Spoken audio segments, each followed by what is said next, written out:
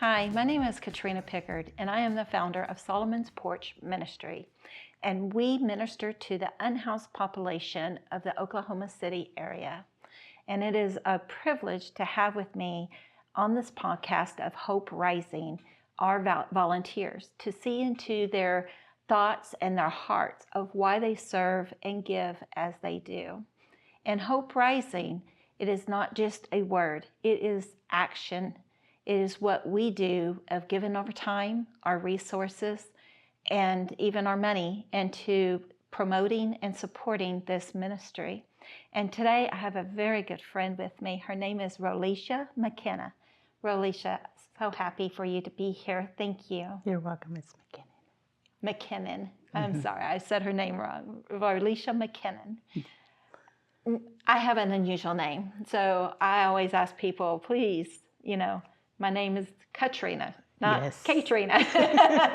So thank you. You're welcome. Thank you. So we've known each other a while now. Mm-hmm. And I know that you have some special first memories of our first meeting. Yep. It was when we were doing Revival Week at church. What is that pastor's name? We have several revival pastors. Not Manny. But it was the guy that you came out and you were talking about faith. Chet Pete. Pastor Chet Pete. You said he inspired your faith. Yes. I had went to the Connection Center after service, and I was like, I think I'm going to see what groups, they have. And I had already been scanning through the groups, and I saw Solomon's Porch on there, but I had some questions about Solomon's Porch. I don't remember who it was that was there that day. They were just like, oh, Katrina's here. I've already seen her. We'll text her and tell her to come out here. And they texted you and you came out and you're like, I'm a hugger. That's and you right. gave me a hug immediately. And I started asking you questions about, Solomon's Porch. And we decided to meet up the next following week. Yep, the next following week at Starbucks. Sitting there talking to you about Solomon's Porch made me really want to serve with this group. And we're so thankful to have you and Tony, who we just interviewed last week. So what a privilege to be able to serve as a couple aligned with the same goals. Mm-hmm. Now you have another passion, right? One that you serve with your husband, and that's cooking. Mm-hmm. You love to cook, don't you? Yes, and we love to cook together. Yeah. So each of these meals that you've taken over the lead cooking position of Solomon's Porch, you plan the menus, you make sure we have all the ingredients, and you and your husband cook this together, right? Yeah. Yes, ma'am. How has that helped, strengthen your marital bond? We just were able to kind of talk about everything that's, as soon as we finish up serving, we're like, what's next? What are we going to do? Well, what about this? And so. Yeah. Well, that's awesome that y'all can serve together like that. Yeah. So you cook enough for 100 people when we serve out there. What is that like? To take your finished product and to be able to hand it out to people in need?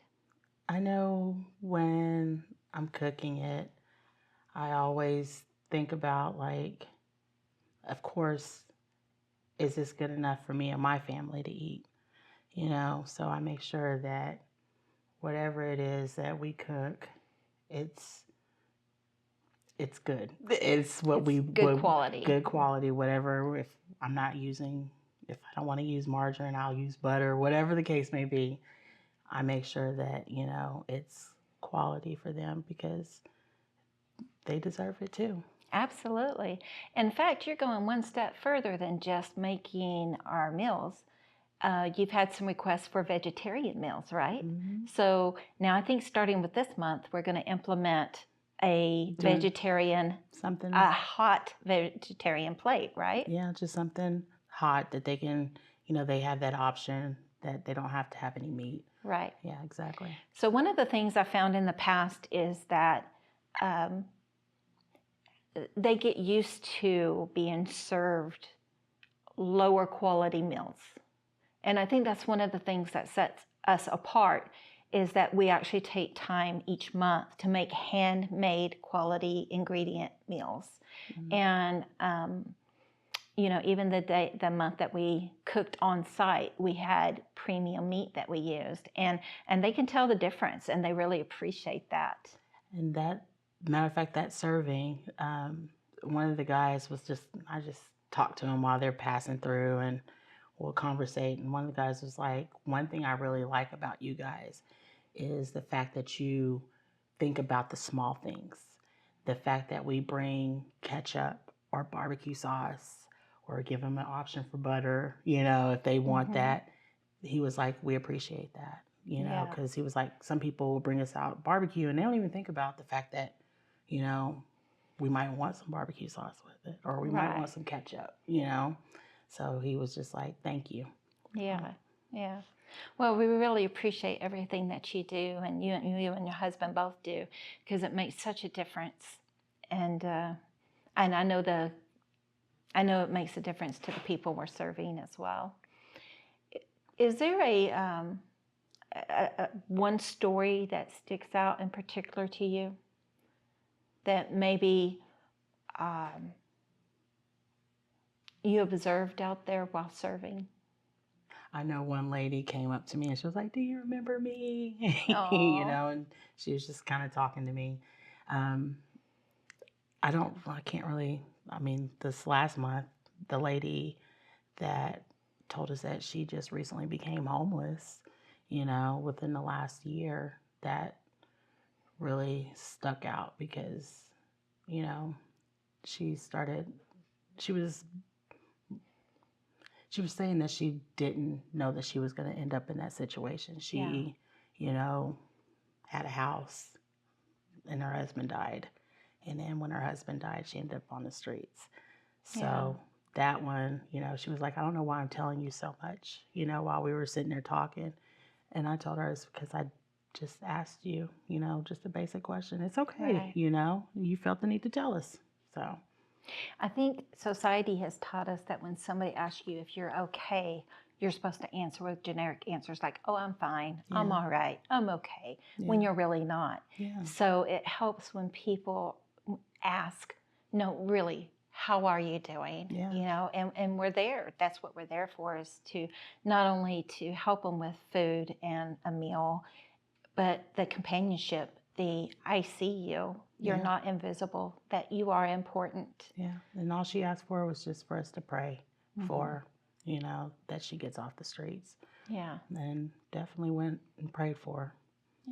Yeah. So if there was somebody who wanted to start serving, but they felt a little bit anxious about serving the unhoused community, what advice would you give them? Just do it. Just do it. Just do it. I love that. That's just plain simple. Just show up and do it. Mm-hmm. Yeah. Even if you don't feel like you want to talk, just being there. Mm-hmm. Just show up. Yeah, one of the things I like is that we do have those tables, and we can sit down with them, and they can say as little or as much as they want to say. Mm-hmm. Yeah. And it gives them a place to rest without being on the ground. Yeah. Yeah. And they can eat. Yeah. And enjoy their meal. Absolutely. Yep. Well, Rolicia, I really appreciate you being here. Thank you for your time. Thank you for everything that you do for the unhoused community.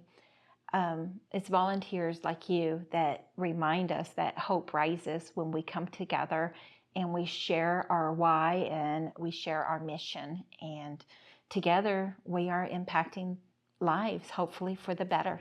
Yes. You're welcome.